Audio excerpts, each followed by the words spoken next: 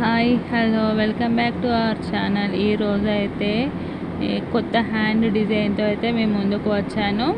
So ఇక్కడ hand length వచ్చేసి 7 inches తీసుకున్నానండి. ఎందుకంటే మధ్యలో కటింగ్ చేసి మళ్ళీ జాయింట్ చేస్తే అయితే హ్యాండ్ లెంత్ అయితే తగ్గిపోతుంది అనేసి 7 ఇంచెస్ తీసుకున్నాను.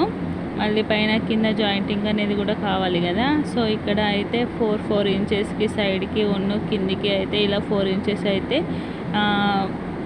మార్కింగ్ చేసుకొని అయితే ఇలా రౌండ్గా అయితే కటింగ్ చేశాను. మనకి 4 ఇంచెస్ తీసుకోవచ్చు, 3 ఇంచెస్ తీసుకోవచ్చు. ఇది కొంచెం పెద్ద హ్యాండ్ కాబట్టి 4 ఇంచెస్ అయితే తీసుకున్నాను. చూడండి షేప్ అయితే బోట్ నెక్ షేప్ ఎలా వస్తుందో ఇక్కడైతే బోట్ నెక్ షేప్ అయితే వచ్చేసింది. సో ముందుగా అయితే శారీలో వచ్చిన బార్డర్ ఉంది కదండి, అది అయితే జాయిన్ చేసుకోవాలి. సో దీనికైతే ముందుగా నేను ఇన్విజిబుల్ పైపింగ్ అయితే చేస్తున్నాను. So piping thread already load చేసి పెట్టుకున్నాను. ఇలా మనము లైనింగ్ ఒరిజినల్ సైడ్ అయితే థ్రెడ్ అనేది లోపలికి ఉంచేసి ఎడ్జెస్ అనేవి ఇలా బయటికి ఉంచేసి అయితే మనము పైపింగ్ థ్రెడ్ని అయితే జాయింటింగ్ అనేది చేసుకోవాలి. చాలా ఈజీగా అయితే పైపింగ్ అయితే వేసుకోవచ్చండి.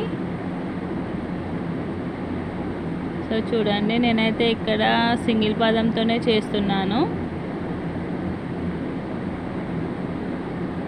చూడండి ఇప్పుడు అయితే మళ్ళీ మనకి శారీలో వచ్చిన క్లాత్ అయితే నేను బార్డర్ అనేది వేస్తున్నానండి. సో ఇంకా దాన్ని అయితే ఒరిజినల్ని లోపలికి ఉంచేసి ఆపోజిట్ అనేది బయటికి ఉంచాలి. మనము కటింగ్ చేసుకున్న లైనింగ్ పీస్ని అయితే ఆ బార్డర్ పైన అయితే కరెక్ట్గా సెట్ చేసుకోవాలి. సెట్ చేసుకున్న తర్వాత అయితే ఇలా ఎడ్జెస్ మీద మనం లోపల మనకి పైపింగ్ థ్రెడ్ ఉంది కాబట్టి సో దాన్ని చూసుకుంటూ అయితే మనము జాయింట్ అనేది చేసుకోవాలి. మళ్ళీ కొంచెము క్రాస్ వచ్చినా కూడా మనకి పైపింగ్ అనేది నీట్గా కనబడదు, దానికి ఉన్న క్లాత్ అనేది ఎక్కువగా కనబడుతుంది.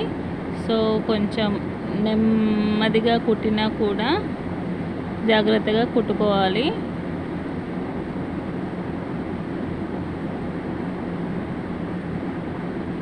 చూడండి ఇక్కడ ఓన్లీ పైపింగ్ థ్రెడ్ వరకే మనకు అయితే బయటికి కనబడుతుంది, మిగిలిన ఎక్స్ట్రా క్లాత్ అనేది ఏమి కనబడదు.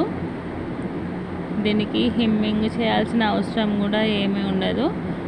పైనుండి ఒక కుట్టు అయితే వేసుకోవాలి. మనకి పైపింగ్ జాయింటింగ్ అనేది ఉంటుంది కదా మధ్యలో, దాని మీద నుంచి అయితే వేసుకోవాలి. చూడండి ఇక్కడైతే వేసాను. హ్యాండ్ అయితే ఇలా కటింగ్ అయితే చేశానండి, చుట్టూ జాయింటింగ్ అయితే చేసి ఇలా కటింగ్ అయితే చేశాను. ఇప్పుడు మనం ఇలా రౌండ్గా అయితే కట్ చేసాం కదా, దానికి కూడా సేమ్ సిల్వర్ కలర్ క్లాత్ అయితే నేను జస్ట్ థ్రెడ్ లేకుండానే ఫోల్డింగ్ అయితే చేస్తాను. నా ఛానల్ని అయితే కొత్తగా చూసే వాళ్ళు అయితే సబ్స్క్రైబ్ చేసుకోండి. ఆల్రెడీ సబ్స్క్రైబ్ చేసుకున్న వాళ్ళ అయితే మర్చిపోకుండా అయితే లైక్ చేయండి. మీరు లైక్ చేయడం వల్లనైతే నా వీడియోస్ అయితే కొత్త వాళ్ళకి అయితే రికమెండ్ అవుతాయి. సో నాకు కూడా కొంచెం ఎంకరేజ్మెంట్లా ఉంటుంది కాబట్టి మర్చిపోకుండా అయితే లైక్ అయితే చేయండి. వీడియోస్ చూస్తున్నారు కానీ లైక్ అయితే చేయట్లేదు. సో ఇక్కడ అయితే ఇలా జాయింట్ అయితే చేశాను కదా, ఈ క్లాత్ జాయిన్ చేసిన తర్వాత దీన్ని రివర్స్ చేసుకోవడానికి అయితే మధ్యలో చిన్నగా టక్స్ అయితే పెట్టుకోవాలి. టక్స్ పెట్టుకొని ఈ ఎక్స్ట్రా క్లాత్ని అంతా మనకి ఎంతవరకు అయితే గోటు అనేది కావాలో అంతవరకు ఉంచేసుకొని ఎక్స్ట్రా క్లాత్ అయితే లోపలికి ఫోల్డింగ్ చేసుకొని దానిపై నుండి మాత్రమే కుట్టు అనేది వేసుకోవాలి, కొంచెం కనబడకుండా.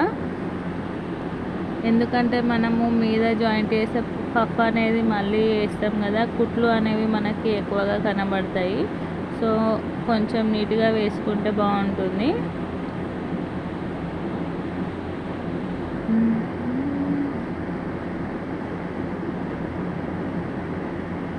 ఇక్కడి వరకు అయితే అయిపోయిందండి. మిషన్ ఎందుకో ఇవాళ కొంచెం సతాయించినట్టు అనిపిస్తుంది. బ్లౌజ్ అయిపోయినాక అయితే ఒకసారి రిపేర్ చేసుకోవాలి. సో మనం పైన క్లాత్ అనేది కటింగ్ చేసాం కదా, సో ఆ క్లాత్ అయితే మనకి మళ్ళీ పనికి రాదు.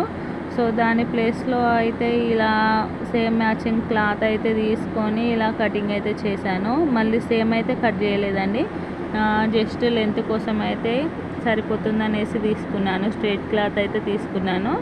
ఇలా స్ట్రైట్ క్లాత్ తీసుకున్న తర్వాత శారీలో వచ్చిన క్లాత్ అండి ఇది. సో శారీ అయితే ఒక కొంచెం పావు మీటర్కి కొంచెం తక్కువగానే కటింగ్ అయితే చేశాను. బార్డర్ అవసరం లేదనేసి అయితే బార్డర్ తీసేస్తున్నా. ఇంకా ఎక్కువ ఫ్రిల్స్ కావాలంటే లెంత్ ఎక్కువగా ఉంటే అయితే ఉంచేసుకోవచ్చు. సో ఇలా చిన్న చిన్నగా అయితే మొత్తము ఫ్రిల్స్ అయితే పెట్టాను. సో కింద పైన బార్డర్ అనేది తీసాను. మిడిల్లో ఉన్న శారీ క్లాత్ మొత్తము చిన్నగా ఒకదాని పైన ఒకటి అయితే మనకి మొత్తం అయితే ఫ్రిల్స్ అయితే పెడుతున్నాను.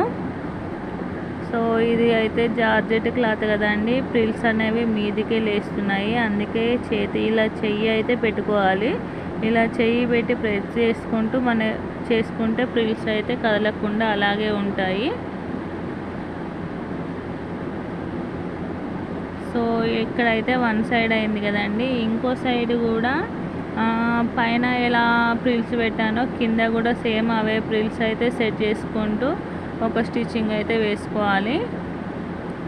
మనకి పఫ్ అనేది లేవాలి అంటే ఏమో ఆపోజిట్ ఫ్రిల్స్ అయితే పెట్టుకోవాలి.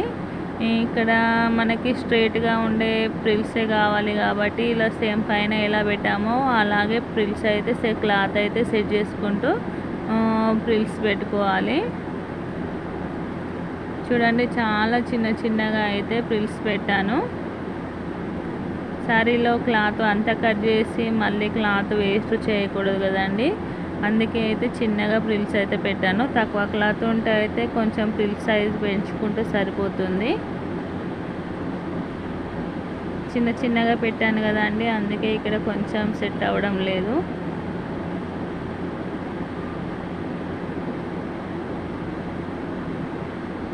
మనకి మెజర్మెంట్స్ అనేవి తెలిస్తే ఏ బ్లౌజ్ అయినా కూడా ఈజీగా స్టిచ్చింగ్ అయితే చేసుకోవచ్చు.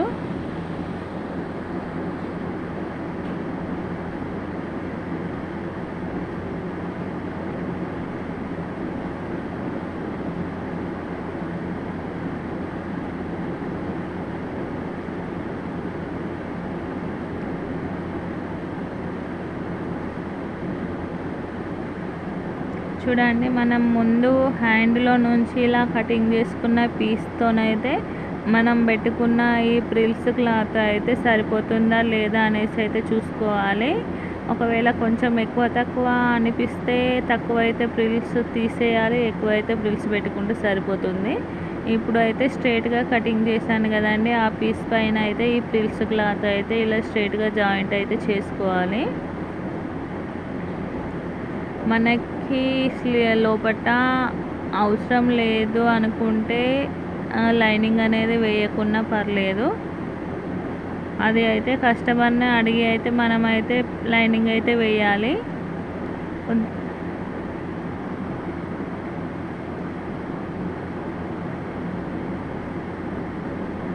చూడండి, ఇప్పుడు మనం ముందు అయితే బార్డర్ని అయితే కటింగ్ చేసుకున్నాం కదా, ఈ ఫ్రిల్స్ క్లాత్ పైన అయితే ఇలా సెట్ చేసుకుంటూ అయితే పిన్స్ అయితే పెట్టుకోవాలి. పిన్స్ పెట్టుకొని మనము అయితే దానిపైనుండి అయితే స్టిచ్చింగ్ అయితే వేసుకోవాలి. ఫస్ట్ కింద ఉన్న బార్డర్ని అయితే దీనికి అయితే ఫ్రిల్స్కి అయితే జాయింట్ చేసుకోవాలి. సో ఇక్కడ అయితే పిన్స్ పెట్టానండి. పిన్స్ చూడండి, పిన్స్ పెట్టేసి తర్వాత ఒక స్టిచ్చింగ్ అయితే వేసాను. చూడండి, ఆల్మోస్ట్ హ్యాండ్ అయితే రెడీ అయిపోయింది. సో ఇలా మనకి హ్యాండ్ షేప్ ఇలా వస్తుంది కదండి, ఇలా అయితే మనం హ్యాండ్ షేప్ అయితే ఒక కుట్టు వేసుకోవాలి. ఎందుకంటే ఎక్స్ట్రా అనేది కట్ చేసుకుంటే మళ్ళీ మనకు ఫ్రిల్స్ అనేవి ఊడిపోతాయి. కాబట్టి ముందు అయితే ఇలా క్రాస్గా అయితే కుట్టు వేసుకున్న తర్వాత ఆ మెజర్మెంట్ ఉన్న క్లాత్తో అయితే హ్యాండ్ షేప్ అయితే తీసేసుకొని ఎక్స్ట్రా అంతా కటింగ్ చేసుకుంటే అయిపోతుంది. సో ఇక్కడ హ్యాండ్ స్టిచ్చింగ్ అయితే అయిపోయిందండి. అలాగే నా వీడియో మీకు నచ్చిందనే అనుకుంటున్నాను. సో నా వీడియో కనుక మీకు నచ్చినట్లయితే please like, share and subscribe. Thank you for watching.